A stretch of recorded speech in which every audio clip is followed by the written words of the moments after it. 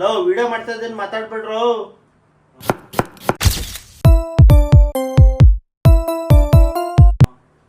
Hello guys, ಎಲ್ರಿಗೂ ನಮಸ್ಕಾರ guys. ಇವತ್ತು ಸಂಡೇ ಆದ್ರಿಂದ ಒಂದು ಸ್ಪೆಷಲ್ ಅಡುಗೆ ಮಾಡ್ತಾ ಇದ್ದೀನಿ ಚಿಕನಲ್ಲಿ. ಏನಪ್ಪ ಮಾಡ್ತಾ ಇದ್ದೀನಿ ಅಂದರೆ ಚಿಕನ್ ಗೀ ರೋಸ್ಟ್ ಮಾಡ್ತಾ ಇದ್ದೀನಿ.